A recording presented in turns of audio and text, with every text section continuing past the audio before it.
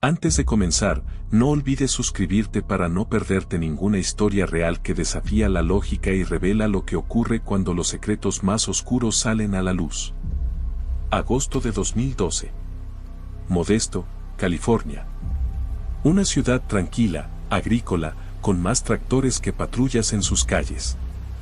Pero esa calma se rompió la tarde del 14 de agosto, cuando Janet Ávila, de 42 años, no regresó a casa tras su turno en una lavandería industrial.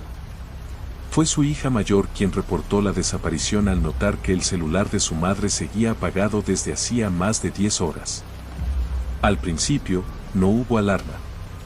Janet no tenía antecedentes de problemas personales, ni historial de enfermedades mentales. Las autoridades locales registraron el caso, pero no movilizaron recursos de forma inmediata. Modesto, aunque modesta en tamaño, lidia con decenas de casos similares cada año, y muchos se resuelven sin intervención policial mayor. Sin embargo, a los pocos días, surgieron inconsistencias. El coche de Janet fue encontrado abandonado en una vía rural sin señales de daños ni forcejeo. Las llaves seguían en el contacto. La policía halló una bolsa de compras en el asiento del pasajero, con productos perecederos aún fríos. Eso indicaba que el vehículo fue dejado allí poco después de su desaparición, pero nadie vio nada. Ninguna cámara, ningún testigo. Un detalle menor cambió el curso de la investigación. Una trabajadora del servicio de caminos del condado reportó haber visto a una mujer con características similares a Janet en compañía de un hombre junto a una camioneta blanca sin placas, 2 días antes. El hecho fue archivado como dato anecdótico, pero pronto cobraría una importancia inquietante. 2 semanas después, la unidad de personas desaparecidas cruzó datos con otras oficinas del estado. En ese momento, un patrón emergió. Casos similares, mujeres desaparecidas sin dejar rastro, vehículos intactos, ninguna escena de crimen, se acumulaban lentamente en diferentes puntos de California Central. Fue entonces que el caso de Janet Ávila dejó de ser un incidente aislado y se convirtió en una pieza más de un rompecabezas siniestro. La policía del condado creó un grupo de trabajo especial, no solo para seguir el rastro de Janet, sino para determinar si estaba frente a algo mucho mayor, un patrón. Una posible serie. La familia de Janet organizó una vigilia con velas en la plaza central. En silencio, más de 100 personas se reunieron bajo la tenue luz de los faroles.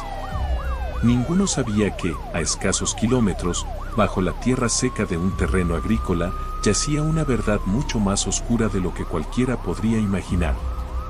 Y ese terreno, pronto dejaría de estar en silencio. Si este tipo de investigaciones te impactan tanto como a nosotros, suscríbete ahora para seguir cada descubrimiento en esta historia basada en hechos reales. Durante las semanas siguientes a la vigilia por Janet Ávila, la recién formada Fuerza Especial comenzó a rastrear todos los reportes de desapariciones de mujeres ocurridas en un radio de 200 kilómetros alrededor de Modesto, con características similares. Edad entre 30 y 50 años, contextos laborales humildes, desplazamientos nocturnos y sin antecedentes de fuga voluntaria. Fue un analista de datos del Departamento de Justicia de California quien detectó el patrón. En menos de 5 años, al menos 4 mujeres habían desaparecido en circunstancias casi idénticas, cada una en una ciudad distinta pero conectada por un eje común, la autopista estatal 99. Las fechas, además, marcaban una secuencia inquietante, con una desaparición cada 14 a 18 meses, siempre en temporadas cálidas. Las similitudes no terminaban ahí. En 2 de los casos anteriores, los vehículos de las víctimas también habían sido encontrados en caminos rurales, sin señales visibles de violencia. En uno de ellos, el asiento del conductor había sido cuidadosamente ajustado para una persona mucho más alta que la víctima. Era un detalle mínimo, pero suficiente para alertar al grupo de investigación. Mientras los medios aún cubrían la desaparición de Janet como un hecho aislado, la policía comenzaba a manejar una hipótesis más perturbadora, la posible existencia de un depredador metódico y paciente. con un control obsesivo por los detalles y una habilidad para desaparecer sin dejar rastro. El avance real llegó a través de una pista inesperada. Un técnico forense, revisando los restos de tierra en las ruedas del vehículo de Janet, encontró una composición mineral inusual, altos niveles de cal hidratada, usada comúnmente en la agricultura industrial para tratamiento de suelos. Esa misma cal se había registrado en otro vehículo encontrado en 2010 en Madera, donde desapareció Marta Salcedo, otra de las mujeres que encajaban en el patrón. Con base en este indicio, el equipo cruzó mapas agrícolas de la región con registros de cámaras de seguridad y satélites. Un terreno específico en las afueras de Ceres, al norte de Modesto, apareció repetidamente vinculado a los desplazamientos conocidos de al menos 2 de las víctimas. Era un lote baldío, sin dueño registrado desde 1998, ubicado al final de un camino de tierra raramente transitado. Los investigadores no encontraron estructuras ni señales de uso reciente, pero un detalle los hizo detenerse: una cerca oxidada con alambre nuevo en un solo tramo, recientemente colocado. Eso no coincidía con el resto del abandono evidente. Con una orden de allanamiento en mano, el equipo se preparó para excavar. Nadie imaginaba cuán profundo estaban por entrar, no solo en la tierra, sino en la mente de alguien que había perfeccionado el arte de desaparecer cuerpos. El Callejón del Osario. Descubrimientos bajo tierra. Tachuela de pizarrón de corcho. Suscríbete si quieres conocer los detalles que nunca llegan a los titulares. Historias reales, investigaciones verdaderas. La madrugada del 27 de septiembre de 2012, equipos forenses, geólogos del estado y unidades K9 llegaron al terreno baldío en las afueras de Ceres. La operación se mantuvo en secreto para evitar filtraciones a la prensa, y los investigadores sabían que, si su hipótesis era correcta, lo que encontraran allí podría cambiar la dimensión del caso. Los primeros registros con radar de penetración terrestre revelaron varias anomalías subterráneas, alteraciones en el suelo con formas rectangulares, dispuestas en paralelo y a distintas profundidades. Era improbable que se tratara de actividad agrícola. La policía marcó 3 puntos clave para excavación inmediata. El primer hallazgo ocurrió al mediodía. A apenas 70 centímetros de profundidad, la pala mecánica alcanzó lo que parecía un fragmento óseo. Forenses confirmaron en sitio restos humanos, en estado avanzado de descomposición, pero conservados gracias a la cal hidratada. Las siguientes horas confirmaron lo impensable: 3 cuerpos más, dispuestos en distintos sectores del terreno, todos ocultos con el mismo patrón. Cada fosa mostraba una planificación meticulosa. No había objetos personales, pero sí indicios de manipulación post-mortem. Uno de los esqueletos presentaba una fractura de húmero que sugería un trauma previo. Otro conservaba restos parciales de ropa, aún con etiquetas intactas que coincidían con una prenda comprada por una víctima 2 años antes. La policía llamó al terreno el Callejón del Osario, y la noticia finalmente llegó a los medios. La comunidad quedó paralizada ante la magnitud del hallazgo. El silencio de años se rompía con cada pala que avanzaba. La historia de Janet Ávila ya no era un caso aislado. Era parte de una secuencia deliberada, premeditada, escondida con precisión quirúrgica. Los restos fueron enviados al Laboratorio de Antropología Forense del Estado. Allí, los análisis de ADN confirmaron las identidades de 3 víctimas previamente reportadas como desaparecidas: Marta Salcedo 2010, Teresa Gómez 2008 y Luisa Camargo 2006. Pero un cuarto cuerpo, sin coincidencia genética inmediata, abrió una nueva línea de investigación. Podría tratarse de una víctima nunca antes reportada. Con las identidades confirmadas y un terreno convertido en evidencia viva, los investigadores centraron su atención en un elemento clave: el acceso. ¿Quién conocía ese terreno? ¿Quién lo frecuentaba sin levantar sospechas? Solo una actividad permitía ese nivel de movilidad y anonimato: transporte de larga distancia. Fue entonces cuando una figura empezó a destacar en el cruce de datos, un conductor de carga independiente, sin empleador fijo, cuyas rutas coincidían con las fechas y ubicaciones de cada desaparición. Su nombre aún no era público, pero su historial comenzaba a revelar una rutina cargada de oscuridad. La ruta del camionero. Rutas de muerte. Los registros satelitales y las cámaras de peaje comenzaron a ser examinados con minuciosidad. Un patrón surgía, cada vez más evidente, durante el lapso en que desaparecieron las 4 víctimas confirmadas. Un mismo vehículo había sido registrado cruzando puntos estratégicos, siempre en horarios nocturnos. Se trataba de un camión blanco, sin logotipos, con placas temporales que cambiaban con frecuencia. Un modelo Freightliner Cascadia, común en el transporte interestatal.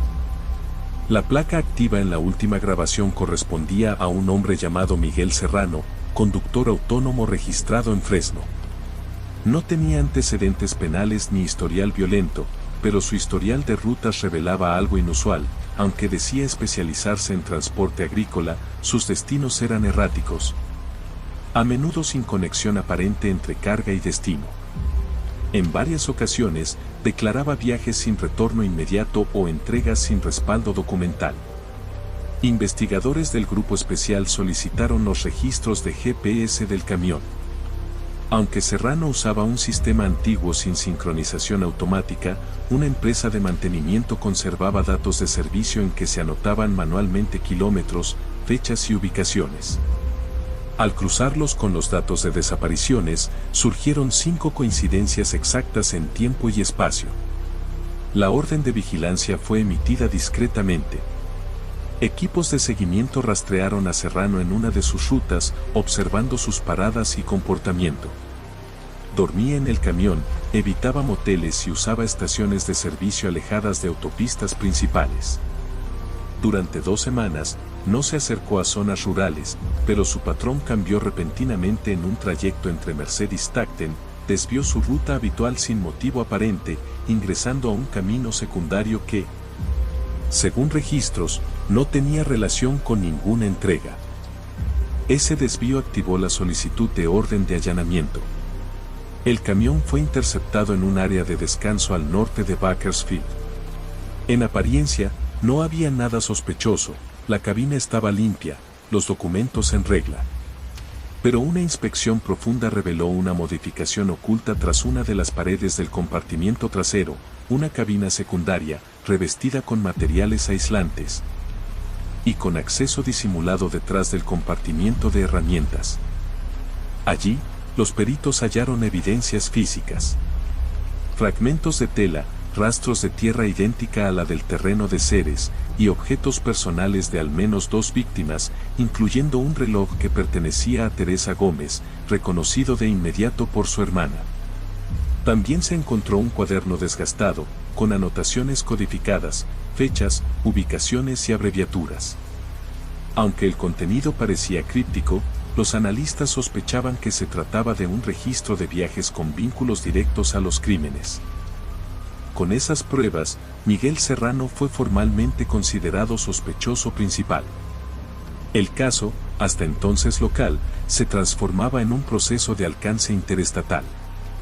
El FBI fue notificado, y las autoridades comenzaron a rastrear posibles víctimas fuera de California.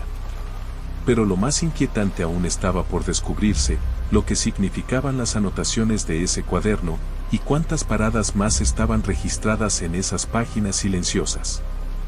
El próximo capítulo revela lo que se ocultaba entre las páginas del diario de ruta y cómo ese hallazgo reconfiguró todo el caso. La cabina.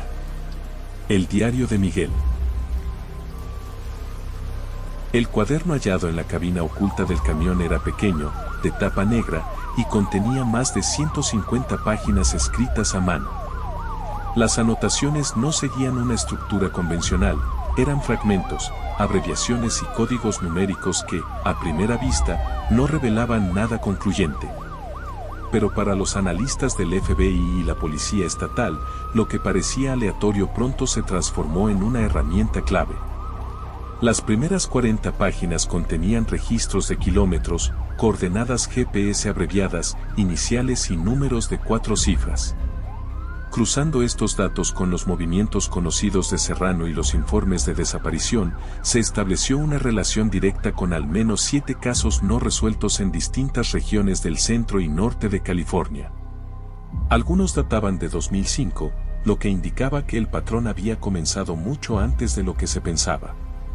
Una entrada llamó la atención, MG78325ZL9. Ese código, al ser analizado, coincidía con la fecha, hora y localización de la desaparición de Marta Gómez, confirmada como una de las víctimas enterradas en el terreno de Ceres. Otra entrada más abajo decía JA8122117YB3, fecha exacta en que Janet Ávila fue vista por última vez.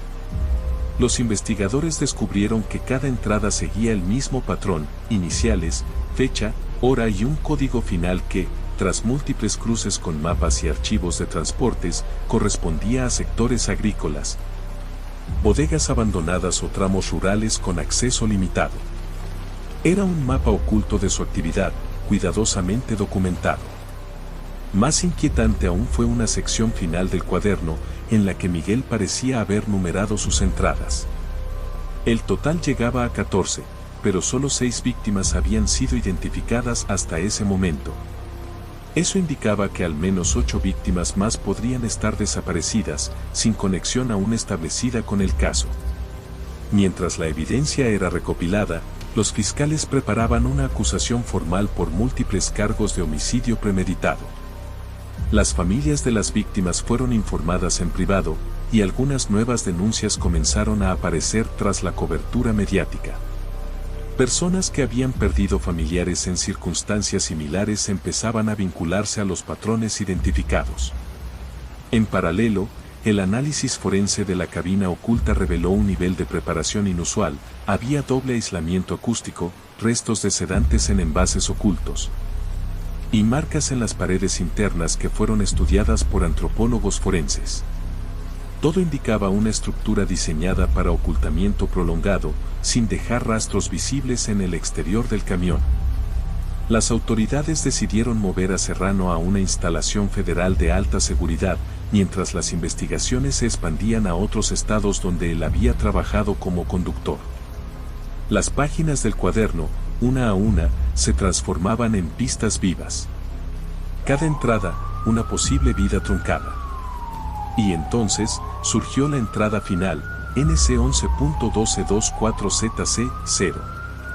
Una ubicación que no coincidía con ningún caso conocido, pero que pronto revelaría el último intento de Miguel Serrano por borrar una historia de muerte cuidadosamente planificada. En el capítulo final, se revela cómo fue capturado, el impacto judicial del caso y el cierre, parcial, de una de las investigaciones más inquietantes de California. Justicia enterrada. El juicio del siglo. Si esta historia te impactó tanto como a nosotros, considera suscribirte al canal. Cada semana, traemos investigaciones reales, casos que estremecen y verdades que no se pueden enterrar para siempre. El código ZC0, la última entrada del cuaderno de Miguel Serrano, llevó a los investigadores hasta un viejo granero abandonado en las afueras de Visalia, California. Era una estructura deteriorada, oculta por árboles y sin registros activos de propiedad. La señal GPS coincidía con una de sus rutas más recientes. En una inspección inicial, no se encontraron restos humanos, pero sí evidencia de estadías recientes, envases de alimentos, una lona con residuos de cal y un cinturón de sujeción industrial, similar a los encontrados en la cabina de su camión. El sitio fue asegurado y catalogado como posible preparación para un nuevo crimen. No hubo más entradas en el cuaderno después de esa. El hallazgo selló el destino de Miguel Serrano. No solo se le acusaba por múltiples asesinatos, sino que quedaba demostrada su intención de continuar. El juicio comenzó en febrero de 2018, en una sala abarrotada de medios y familiares de víctimas. La fiscalía presentó más de 200 pruebas físicas, incluidos análisis forenses, grabaciones de cámaras de tránsito, testimonios de expertos y, por supuesto, el cuaderno. Cada página fue usada como evidencia de planeación deliberada. La defensa alegó problemas mentales y negó la autoría directa, pero las pruebas materiales resultaron concluyentes. Miguel Serrano fue condenado por 9 cargos de homicidio en primer grado y sentenciado a cadena perpetua sin posibilidad de libertad condicional. El tribunal determinó que actuó con premeditación, usando su profesión como cobertura para secuestrar y asesinar mujeres sin dejar rastros visibles por más de una década.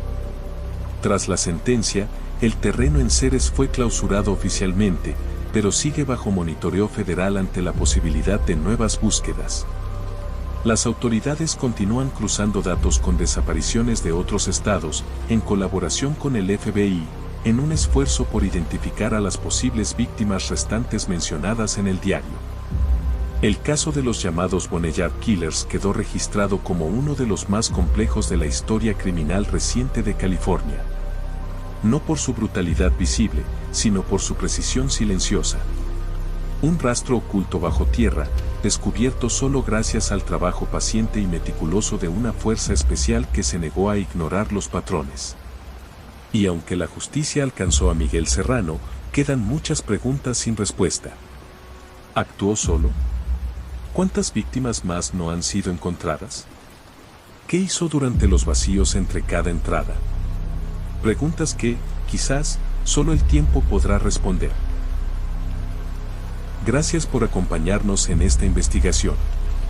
Suscríbete para seguir descubriendo las historias reales que aún esperan ser contadas.